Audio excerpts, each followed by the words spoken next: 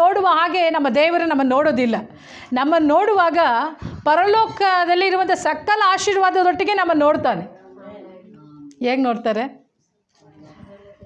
ತನ್ನ ಪ್ರಭಾವದ ಐಶ್ವರ್ಯಕ್ಕೆ ತಕ್ಕ ಹಾಗೆ ನಮ್ಮನ್ನು ನೋಡ್ತಾನೆ. ಹಲ್ಲೆಲೂಯಾ. ನಮ್ಮನ್ನು ನೋಡುವಾಗ ಸಾಧಾರಣವಾಗಿ ನೋಡೋಲ್ಲ. ತನ್ನ ಪ್ರಭಾವದ ಐಶ್ವರ್ಯಕ್ಕೆ ತಕ್ಕ ಹಾಗೆ ಅಂತಂದರೆ ಹೇಗೆ ನೋಡ್ತಾರೆ ಹೇಳ್ರಿ ನೀವೇ ನೋಡ್ರಿ, ಹೇಳ್ರಿ. ತನ್ನ ಪ್ರಭಾವದ ಐಶ್ವರ್ಯಕ್ಕೆ ತಕ್ಕ ಹಾಗೆ, ಆತನ ಲೆವೆಲ್ಲಿಗೆ ತಕ್ಕ ಹಾಗೆ ಅಲ್ವಾ? ಈಗ ನೀನು ಒಂದು ಮೋದಿ ಮಗ ಅಂತ ಅಂದ್ಕೊಳ್ಳೋಣ. ಜನ ನೋಡುವಾಗ ಹೇಗೆ ನೋಡ್ತಾರೆ? ಹೆಂಗೆ ಆ ರೇಂಜ್ ಹೆಂಗಿರುತ್ತೆ? ಹಾಗಾದರೆ ವಾಕ್ಯ ಹೇಳುತ್ತೆ, ಕ್ರಿಸ್ತನು ತನ್ನ ಪ್ರಭಾವದ ಐಶ್ವರ್ಯಕ್ಕೆ ತಕ್ಕ ಹಾಗೆ. ಹಾಗಾದರೆ ಆತ ಐಶ್ವರ್ಯ ಸಂಪನ್ನನು.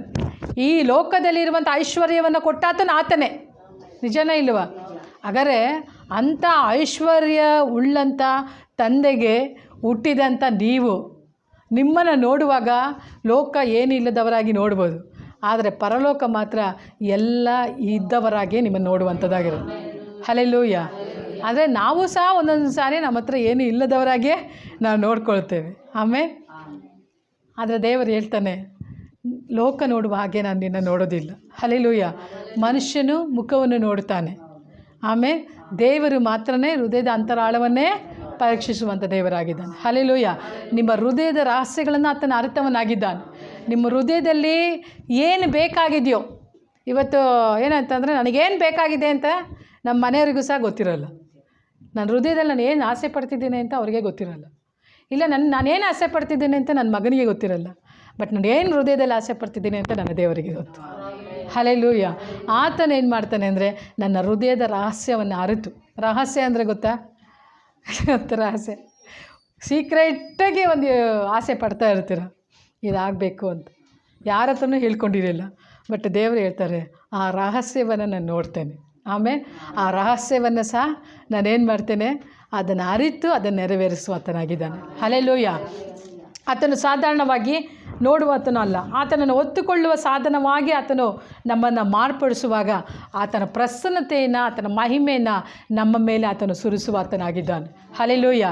ಇವತ್ತು ನಾವೆಲ್ಲರೂ ಏನಾಗಿದ್ದೇವೆ ಅಂತಂದರೆ ಆತನ ಪ್ರಸನ್ನತೆಯನ್ನು ಹೊರುವಂಥ ಒಂದು ಸಾಧನಗಳಾಗಿದ್ದೇವೆ. ಆಮೇಲೆ ಹೇಳ್ರಿ, ಇವತ್ತು ನೀವು ಆತನ ಪ್ರಸನ್ನತೆಯನ್ನು ಹೊತ್ತುಕೊಂಡಿದ್ದೀರಾ. ಯಾವಾಗ ಯೇಸುವನ್ನು ಸ್ವಂತ ರಕ್ಷಕನಾಗಿ ಅಂಗೀಕಾರ ಮಾಡಿಕೊಂಡ್ರು ಆಗಲೇ ಏನಾಗಿದ್ದೀರಾ ಅಂತಂದರೆ ಆತನ ಪ್ರಸನ್ನತೆಯನ್ನು ನೀವು ಹೊರ್ತಾ ಇದ್ದೀರಾ. ನೀವು ಸಾಧಾರಣವಾಗಿ ಇರುವಂಥವರು ಅಲ್ಲವೇ ಅಲ್ಲ. ಹಲ್ಲೆಲೂಯಾ. ದೇವರು ಹೇಗೆ ಕತ್ತೆಯನ್ನು ನೋಡಿದ್ದಾನೆ ಅಂತಂದರೆ, ಇದು ಎಲ್ಲರಿಂದ ಕೈ ಬಿಡಲ್ಪಟ್ಟಂಥದ್ದು. ಕಟ್ಟಿ ಹಾಕಲ್ಪಟ್ಟಿದೆ ಅಂತಂದರೆ ಒಂದೇನಂತಂದರೆ ಯಾರನ್ನು ಹತ್ತಿಸ್ಕೊಂಡಿರೋಲ್ಲ. ಇನ್ನೊಂದು ಕಾರಣ ಏನಂತಂದರೆ ಅದಕ್ಕೆ ವಯಸ್ಸಾಗಿಬಿಟ್ಟಿದೆ. ಹಲ್ಲೆಲೂಯಾ. ಅದಕ್ಕೆ ಏನಾಗಿದೆ?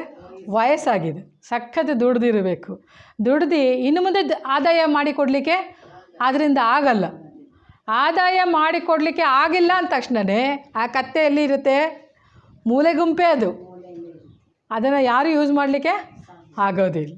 ನಾವೇ ಹೇಳ್ತಾ ಇರ್ತೀವಿ, ಇನ್ನೇ ನನಗೆ ವಯಸ್ಸಾಗಿಬಿಡ್ತೀನಿ, ನಾನು ಮೂಲೆಗೆ ಸೇರೋದೇ ಅಲ್ವಾ ಅಂತ. ಹಾಗಾದರೆ ಈ ಲೋಕ ನಮಗೆ ವಯಸ್ಸಾದರೆ ನಮ್ಮನ್ನು ಮೂಲೆಗುಂಪು ಮಾಡುತ್ತೆ.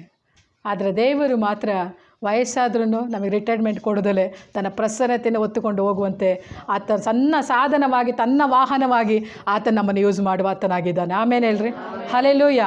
ಎಷ್ಟೇ ಏಜ್ ಆಗಿರ್ಬೋದು, ನೀನು 90 ವರ್ಷ ಆದ್ರೂ ನೀನು ಆತನನ್ನು ಹೊತ್ತುಕೊಳ್ಳುವಂಥ ವಾಹನವಾಗಿ ಇರ್ತೀಯ. ಆಮೇಲೆ ದೇವರಿಗೆ ಆತನಿಗೆ ಬಹಳ ಇಷ್ಟ ನೀವು ಅಂತಂದರೆ. ಹಾಗಾಗಿ ನೀವು ಮರೆತು ಹೋಗಬಾರ್ದು, ನಾನೊಂದು ಏನಂತಂದರೆ ಅಮೂಲ್ಯಳಾಗಿದ್ದೇನೆ. ಆಮೇಲೆ ನಾನು ಬಹಳ ಅಮೂಲ್ಯಳಾಗಿದ್ದೇನೆ ದೇವರಿಗೆ. ಕತ್ತೆಗೆ ಏನಂತಂದರೆ ಅದು ಬಹಳ ದಿನದಿಂದ ಹಾಗೆ ನಿಂತಿರುತ್ತೆ, ಇನ್ನೂ ನನ್ನನ್ನು ಯಾರು ಯೂಸ್ ಮಾಡೋದಿಲ್ಲ ಅಂಥೇಳಿ, ನನ್ನನ್ನು ಇನ್ನೂ ಯಾರೂ ನೋಡೋದಿಲ್ಲ ಅಂತ. ಆದರೆ ದೇವರು ಏನು ಮಾಡಿದ ಅಂತಂದರೆ ಆ ಕತ್ತೆ ರಿಜೆಕ್ಟ್ ಆಗಿದೆ ಅಂತ ಗೊತ್ತಾಗ್ಬಿಡ್ತು. ಅದಕ್ಕೆ ದೇವರು ಏನು ಮಾಡಿದ, ಅದನ್ನು ಸೆಲೆಕ್ಟ್ ಮಾಡಿಬಿಟ್ಟ. ಹಲ್ಲೆಲೂಯಾ. ಯಾವಾಗ ನಾವು ಮನುಷ್ಯರಿಂದ ರಿಜೆಕ್ಟ್ ಆಗ್ತೀವೋ ಯಾವಾಗಲೇ ತಿಳ್ಕೊಳ್ಬೇಕು, ನಾನು ದೇವರಿಂದ ಸೆಲೆಕ್ಟ್ ಆಗ್ತೇನೆ. ಹಲ್ಲೆಲೂಯಾ. ಮನುಷ್ಯ ಈ ಲೋಕದಲ್ಲಿ ನಿನ್ನನ್ನು ಝೀರೋ ಆಗಿ ನೋಡ್ತಾ ಇದೆಯೋ, ಆದರೆ ಪರಲೋಕ ಮಾತ್ರ ಯಾವಾಗಲೂ ನಿನ್ನನ್ನು ಹೇಗೆ ನೋಡುತ್ತೆ? ಹೀರೋ ಹಾಗೇ ನೋಡುತ್ತೆ. ಹಲ್ಲೆಲೂಯಾ. ನೀನು ಮನುಷ್ಯರ ಮುಂದೆ ಝೀರೋ ಇರ್ಬೋದು, ಆದರೆ ದೇವರ ಮುಂದೆ ನೀನು ಯಾವಾಗಲೂ ಹೀರೋನೇ. ಹಲ್ಲೆಲೂಯಾ. ಪರಲೋಕಕ್ಕೆ ನೀನು ಹೀರೋ ಆಗೇ ಇರ್ತೀಯ. ದೇವರು ಅದಕ್ಕೆ ಏನು ಮಾಡ್ದ, ಬಲಹೀನವಾದಂಥ ಪ್ರಾಣಿಯನ್ನು ಆರಿಸಿಕೊಂಡಿದ್ದಾನೆ. ಆಮೇಲೆ ಇವತ್ತು ಅನೇಕ ದೈವ ಸೇವಕರನ್ನು ಕರ್ತನ ಆರಿಸಿಕೊಂಡಂಥ ವಿಧಾನ ನೋಡಿದ್ರೆ ಅವರಲ್ಲಿ ಯಾವ ತಲಾಂತುಗಳಿಲ್ಲ, ಸಾಧಾರಣವಾಗಿ ಇದ್ದವರೇ. ದೇವರೇನು ಮಾಡಿದ್ದಾರೆ, ಅವರನ್ನು ಆರಿಸಿಕೊಂಡಿದ್ದಾನೆ ತನ್ನ ಸಾಧನವಾಗಿ. ಹಲ್ಲೆಲೂಯಾ. ಎಷ್ಟೋ ಜನರಿಗೆ ಏನಂತಂದ್ರೆ ಓದಲಿಕ್ಕೆ ಬರೋದಿಲ್ಲ, ಎಜುಕೇಷನ್ನೇ ಇಲ್ಲ. ಮೊನ್ನೆ ಒಬ್ಬ ಬ್ರದರ್ ಬಂದು ಹೇಳ್ತಾಯಿದ್ರು, ಅವರು ನನಗೆ ಇಂಗ್ಲೀಷ್ ಮಾತನಾಡಲಿಕ್ಕೆ ಬರಲ್ಲ, ಆದರೆ ಇಂಗ್ಲೀಷಲ್ಲಿ ನಾನು ಟ್ರಾನ್ಸ್ಲೇಷನ್ ಮಾಡ್ತಾ ಇದ್ದೇನೆ. ಇಂಗ್ಲೀಷ್ ಅರ್ಥನೇ ಆಗಲ್ಲ, ಬಟ್ ಅಲ್ಲಿ ಹೋಗಿ ನಿಂತಾಗ ನಾನು ಹೆಂಗೆ ಇಂಗ್ಲೀಷ್ ಟ್ರಾನ್ಸ್ಲೇಷನ್ ಮಾಡಿದ್ದೀನಿ ಅಂತ ನನಗೆ ಗೊತ್ತಿಲ್ಲ. ದೇವರು ಯಾರನ್ನು ಯಾವಾಗ ಬೇಕಾದರೆ ಆತನು ಯೂಸ್ ಮಾಡಲಿಕ್ಕೆ ಆತನು ಶಕ್ತನಾಗಿದ್ದಾನೆ. ಹಲ್ಲೆಲೂಯಾ. ಇವತ್ತು ನೀವು ತಿರಸ್ಕರಿಸಲ್ಪಟ್ಟವರಲ್ಲ. ಹಲ್ಲೆಲೂಯಾ. ಆತನು ಯೆರೂಸಲೇಮಿಗೆ ಪ್ರವೇಶ ಮಾಡ್ತಿರುವಂಥ ಉದ್ದೇಶ ಏನಂತಂದರೆ, ಆತನು ಹೇಳ್ತಿದ್ದಾನೆ, ನೀವು ಎಲ್ಲರಿಂದ ತಿರಸ್ಕರಿಸಲ್ಪಟ್ಟಿರ್ಬೋದು, ಆದರೆ ನನ್ನಿಂದ ನೀವು ಯಾವತ್ತಿಗೂ ತಿರಸ್ಕರಿಸಲ್ಪಡುವುದೇ ಇಲ್ಲ. ಹಲ್ಲೆಲೂಯಾ. ಅಲ್ಲಿ ಬಂದಂಥ ಜನರು, ಅನೇಕ ಜನರು ಬಂದಿದ್ದಾರೆ ಯೇಸುವನ್ನು ನೋಡಲಿಕ್ಕೋಸ್ಕರವಾಗಿ. ಬಂದಾಗ ಯಹೂದ್ಯರು ಏನು ಮಾಡಿರ್ತಾರೆ, ಅವರನ್ನು ತಿರಸ್ಕರಿಸಿರ್ತಾರೆ. ಯಾಕೆ? ಅವರ ಸಂಪ್ರದಾಯಗಳ ನಿಮಿತ್ತವಾಗಿ, ಅವರ ಸಂಪ್ರದಾಯಗಳನ್ನು ಪಾಲಿಸಬೇಕು ಎಂಬಂಥ ಒಂದು ನಿಯಮಗಳಿರುತ್ತಲ್ಲ, ಆ ನಿಯಮದ ಮೂಲಕವಾಗಿ ಅವರನ್ನು ತಿರಸ್ಕರಿಸ್ತಾರೆ. ಆದರೆ ಯೇಸು ಏನು ಮಾಡ್ತಿದ್ದಾರೆ, ಆತನ ಅರಸನಾಗಿ ಪ್ರವೇಶ ಮಾಡಿ ಆತನು ಕತ್ತೇನ ಹತ್ತಿದವನಾಗಿ ಓದುವಾಗಲೇ ಆತನೊಂದು ಇನ್ಫಾರ್ಮೇಷನ್ ಕೊಡ್ತಾ ಇದ್ದಾನೆ. ಈ ಲೋಕ ನಿಮ್ಮನ್ನು ರಿಜೆಕ್ಟ್ ಮಾಡ್ತಾಯಿದ್ರೆ ನಾನೇನು ಮಾಡ್ತೀನಿ, ನಿಮ್ಮನ್ನು ಸೆಲೆಕ್ಟ್ ಮಾಡ್ತೀನಿ. ಹಲ್ಲೆಲೂಯಾ. ತಿರುಗಿ ನಾನೇನು ಮಾಡ್ತೀನಿ, ರಾಜ್ಯನಾಗಿ ಬರ್ತೇನೆ, ನಿಮ್ಮೆಲ್ಲರನ್ನು ನಾನು ಆರಿಸಿಕೊಳ್ತೇನೆ ಎಂಬಂಥ ಒಂದು ಸಂದೇಶವನ್ನು ಕೊಡುವಂಥದ್ದು ಏನಂತಂದರೆ ಖರ್ಜೂರ ಗರಿಗಳ ಭಾನುವಾರ ಆಗಿದೆ. ಹಲ್ಲೆಲೂಯಾ. ಇವತ್ತು ಕರ್ತನು ನಮ್ಮನ್ನು ಯೂಸ್ ಮಾಡುವ ಆತನಾಗಿದ್ದಾನೆ. ದೇವರು ಪ್ರತಿಯೊಬ್ಬರ ಮೇಲೆ ಒಂದು ಯೋಜನೆಯನ್ನು ಕರ್ತನು ಇಟ್ಟಿದ್ದಾನೆ. ಎಲ್ಲರಿಗೂ ಒಂದು ಕರೆಯುವಿಕೆ ಇದೆ, ಎಲ್ಲರ ಮೇಲೆ ಒಂದು ಕಾಲಿಂಗ್ ಇದೆ. ವಯಸ್ಸಾಗಿಬಿಟ್ರೂ ಆ ಕಾಲಿಂಗನ್ನು ನೆರವೇರಿಸಲಿಕ್ಕೆ ಆತನು ಶಕ್ತನಾಗಿದ್ದಾನೆ. ಅದರಲ್ಲಿ ಒಂದು ಸುಂದರವಾದಂಥ ಒಂದು ಕತೆ ಇದೆ. ಆ ಕಥೆಯನ್ನು ಹೇಳಿ ನಾನು ವಾಕ್ಯನ ಮುಗಿಸ್ತೇನೆ. ಒಂದು ಸಾರಿ ಕತೆ ಏನು ಮಾಡ್ತು ಅಂತಂದರೆ, ದೇವರ ಬಳಿ ಪ್ರಾರ್ಥನೆ ಮಾಡ್ತಾ ಇತ್ತಂತೆ. ದೇವರೇ, ನಾನು ಎಷ್ಟು ದಿನ ಅಂತ ಈ ಮನುಷ್ಯರ ಕೊಳೆ ಬಟ್ಟೆನ ಹೊರಬೇಕು, ಕೊಳೆ ಬಟ್ಟೆನೇ ಹೊತ್ಕೊಂಡು ನಾನು ಎಷ್ಟು ದಿನ ಅಂತ ನಾನು ಜೀವಿಸಬೇಕು, ನನ್ನನ್ನು ನನಗೆ ಬೇರೆ ಏನೋ ಯೋಜನೆನ ಇಟ್ಟಿಲ್ವಾ, ನನಗೆ ಬೇರೆ ಯಾವುದಾದ್ರೂ ಕೆಲಸನ ಕೊಡ್ಬೋದಲ್ಲ ಅಂತ ಹೇಳಿ ಅದೇನು ಮಾಡ್ತಿದ್ದೆ, ದೇವರ ಹತ್ರ ಪ್ರಾರ್ಥನೆ ಮಾಡ್ತಾಯಿದ್ದೆ. ಪ್ರಾರ್ಥನೆ ಮಾಡುವಾಗ ದೇವರು ಏನು ಮಾಡ್ತಾರೆ, ಆ ಕತ್ತೆಯ ಪ್ರಾರ್ಥನೆಯನ್ನು ಕೇಳ್ತಾರೆ. ಪ್ರಾರ್ಥನೆಯನ್ನು ಕೇಳಿ ದೇವರು ಏನು ಮಾಡ್ತಾರೆ, ದೇವರು ಹೇಳ್ತಾರಂತೆ, ನಿಜವಾಗ್ಲೂ ನಿನ್ನನ್ನು ನಾನು ಉಪಯೋಗಿಸ್ಕೊಡ್ತೀನಿ, ನನ್ನ ಒಂದು ಕೆಲಸಕ್ಕೋಸ್ಕರವಾಗಿ ನಿನ್ನನ್ನು ನಾನು ಉಪಯೋಗ ಮಾಡೇ ಮಾಡ್ತೀನಿ, ನಿನ್ನ ಮೂಲಕವಾಗಿ ಅನೇಕ ಜನರನ್ನು ನಾನು ಗೆಲ್ತೀನಿ ಅಂತ ದೇವರೇ ಹೇಳ್ತಾರೆ. ಆಮೇಲೆ ಕತ್ತೆ ಏನು ಮಾಡುತ್ತೆ, ಅದು ಸಂತೋಷವಾಗಿ ದೇವರು ನನ್ನನ್ನು ಯೂಸ್ ಮಾಡ್ತಾರೆ. ಒಂದಲ್ಲ ಒಂದು ದಿನ ದೇವರು ಯೂಸ್ ಮಾಡ್ತಾರೆ. ನಾನು 1000 ಜನರನ್ನು ಸೋಲಿಸ್ತೀನಿ, ಅಷ್ಟು ಒಂದು ದೊಡ್ಡ ಸಾಧನವಾಗಿ ನನ್ನನ್ನು ದೇವರು ಯೂಸ್ ಮಾಡ್ತಾರೆ ಅಂತೇಳಿ ಭಾಳ ಆಸೆ ಪಡುತ್ತೆ. ಆಸೆ ಪಟ್ಟು ಏನು ಮಾಡುತ್ತೆ, ಅದು ತನ್ನ ಜೀವನವನ್ನು ಸಾಗಿಸ್ತಾ ಇರುತ್ತೆ. ಅದಕ್ಕೂ ವಯಸ್ಸಾಗಿಬಿಡುತ್ತೆ. ವಯಸ್ಸಾದಾಗ ದೇವರ ಹತ್ರ ಕೇಳುತ್ತೆ, ಸ್ವಾಮಿ, ನಾನು ಯೌವನ ಪ್ರಾಯದಲ್ಲಿದ್ದಾಗ ಹೇಳಿದೆ ನನ್ನನ್ನು ಯೂಸ್ ಮಾಡ್ತೀನಿ ಅಂತ, ಇವತ್ತುವರೆಗೂ ನಾನು ಒಬ್ಬರನ್ನ ಸಾಯಿಸಲಿಲ್ಲ, ಹಂಗೇ ಇದ್ದೀನಿ. ಡಾಂಕಿ ಯಾರನ್ನು ಸಾಯಿಸೋದಿಲ್ಲ ಅಲ್ವಾ, ಕತ್ತೆ ಯಾರನ್ನ ಸಾಯಿಸಲ್ಲ, ಹಾಗೇ ಇದೆ. ಅದಕ್ಕೆ ದೇವ್ರ ಹತ್ರ ಹೇಳುತ್ತಂತೆ, ನೋಡಿ ಸಾಯಿಸ್ತೀನಿ ಅಂತ ಹೇಳಿದೆ, ಇವತ್ತಿನವರೆಗೂ ನನ್ನಿಂದ ಸಾಯಿಸ್ಲಿಕ್ಕಾಗಲಿಲ್ಲ, ನಾನು ಹಂಗೇ ಇದ್ದೀನಿ, ಯಾವತ್ತೂ ನೀನು ನನ್ನನ್ನು ಯೂಸ್ ಮಾಡ್ತೀಯಾ ಅಂದಾಗ ದೇವ್ರು ಅಂದ್ರಂತೆ, ಇಲ್ಲ ನಿನ್ನನ್ನು ನಾನು ಯೂಸ್ ಮಾಡೇ ಮಾಡ್ತೀನಿ. ಅದಾದ ಮೇಲೆ ಕತ್ತೆಗೆ ಹುಷಾರಿಲ್ದಂಗೆ ಆಗುತ್ತೆ.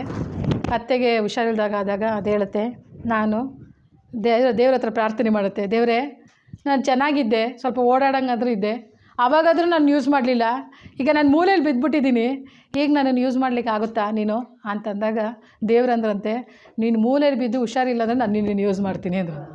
ಹಲ್ಲೆಲೂಯಾ. ಆಮೇಲೆ ಕತ್ತೆ ಇನ್ನು ಯಾವಾಗಪ್ಪ ನನ್ನನ್ನು ಯೂಸ್ ಮಾಡೋದು ಅಂತ ಹೇಳಿ ಅದು ಸುಮ್ಮನೆ ಆಗುತ್ತೆ. ಅದಾದ ನಂತರ ಅದರ ಬಹಳ ಕ್ಷೀಣವಾಗಿಬಿಟ್ಟು ಆಹಾರನೆಲ್ಲ ಬಿಟ್ಟುಬಿಡುತ್ತೆ. ಬಿಟ್ಟ ಮೇಲೆ ದೇವ್ರ ಹತ್ರ ಅದು ಮೊರೆ ಇಡುತ್ತೆ, ದೇವರೇ, ಊಟನೇ ಬಿಟ್ಬಿಟ್ಟಿದ್ದೀನಿ, ಯಾವಾಗ ನನ್ನ ಪ್ರಾಣ ಹೋಗುತ್ತೋ ಗೊತ್ತಿಲ್ಲ, ಆದರೆ ನೀನು ನನ್ನನ್ನು ಯೂಸ್ ಮಾಡ್ತೀನಿ ಅಂತ ಹೇಳಿದೆಯಲ್ಲ, ಯಾವಾಗ ಯೂಸ್ ಮಾಡ್ತೀಯಾ ಅಂತಂದಾಗ ದೇವ್ರಂತಾರೆ, ನಾನು ನಿನ್ನನ್ನು ಯೂಸ್ ಮಾಡೇ ಮಾಡ್ತೀನಿ. ಅದಾದ ಮೇಲೆ ಕತ್ತೆ ಸತ್ತೇ ಹೋಗ್ಬಿಡುತ್ತೆ. ಆವಾಗ ಕತ್ತೆ ಸತ್ತು ಹೋದ್ಮೇಲೆ ಇನ್ನು ಎಲ್ಲಿ ಅದು ಯೂಸ್ ಆಗುತ್ತಾ, ಅದು ಕತ್ತೆನೇ ಸತ್ತು ಹೋಗಿಬಿಡ್ತು, ಎಲ್ಲಿಂದ ಯೂಸ್ ಆಗುತ್ತೆ? ಸ್ವಲ್ಪ ದಿನಗಳಾದ ಮೇಲೆ ಕತ್ತೆಯ ಮಾಂಸನೂ ಹೋಗಿಬಿಡ್ತು, ಆಮೇಲೆ ಏನಾಯ್ತೆ, ಮೂಳೆಗಳು ಹೋಗಿಬಿಡ್ತು, ಎಲ್ಲ ಹೋಗ್ಬಿಡ್ತು ಅಲ್ವಾ. ಆಗ ಹಾಗೇ ಇರುವಾಗ ಸಂಸೋನನ್ನು ಏನು ಮಾಡ್ತಾನೆ, ಅಲ್ಲಿ ಬರ್ತಾ ಇರ್ತಾನೆ. ಬರುವಾಗ ಫಿಲಿಸ್ಟಿಯರನ್ನು ಸೋಲಿಸ್ಲಿಕ್ಕೋಸ್ಕರವಾಗಿ ಬರುವಾಗ ಫಿಲಿಸ್ಟಿಯರನ್ನು ಯುದ್ಧ ಮಾಡುವಾಗ ಅವನಿಗೆ ಯಾವ ಆಯುಧನೂ ಸಿಗಲಿಲ್ಲ. ಅಲ್ಲಿ ಏನು ಮಾಡ್ತಾನೆ, ಏನಾದರೂ ಸಿಗುತ್ತಾ ಅಂತ ನೋಡುವಾಗ ಅಲ್ಲಿ ಕತ್ತೆಯ ದವಡೆ ಅಲ್ಲೇ ಸಿಗುತ್ತೆ. ಯಾವ ಕತ್ತೆ ಹೇಳ್ರಿ? ಕಾಯ್ತಾ ಇತ್ತಲ್ಲ ಕಾಲಿಂಗೋಸ್ಕರ, ಆ ಕತ್ತೆಯ ದವಡೆ ಸಿಗುತ್ತೆ. ಅದನ್ನು ತೆಗೆದುಕೊಂಡು 1000 ಜನರನ್ನು ಅವನ ಅಲ್ಲೇ ಕೊಂದು ಹಾಕ್ತಾನೆ. ಹಲ್ಲೆಲೂಯಾ.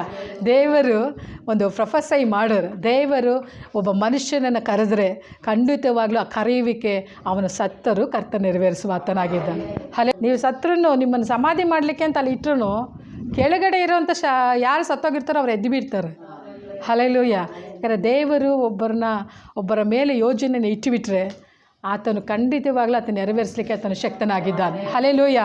ದೇವರು ಆತನ ಮಾತು ಕೊಟ್ಟಿದ್ದಾನೆ. ಆಮೇಲೆ ಆತನ ಮಾತುಗಳೇನಂದ್ರೆ ನಿಷ್ಪ್ರಯೋಜಕವಾಗಿ ಇರುವುದೇ ಇಲ್ಲ.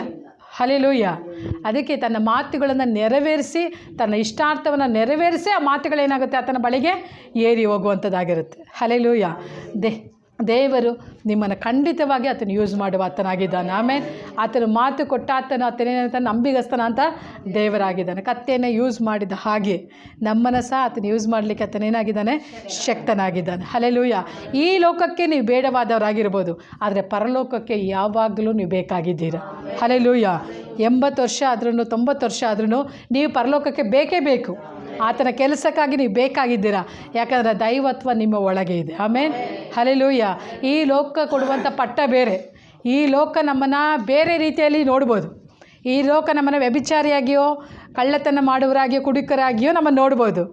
ಆದರೆ ದೇವರು ನಮ್ಮನ್ನು ನೋಡುವಾಗ ಆತನ ಮಹಿಮೆಯನ್ನು ಹೊತ್ತುಕೊಂಡಂಥ ಒಂದು ಸಾಧನವಾಗಿ ಆತನು ನೋಡುವ ಆತನಾಗಿದ್ದಾನೆ. ಹಲ್ಲೆಲೂಯಾ.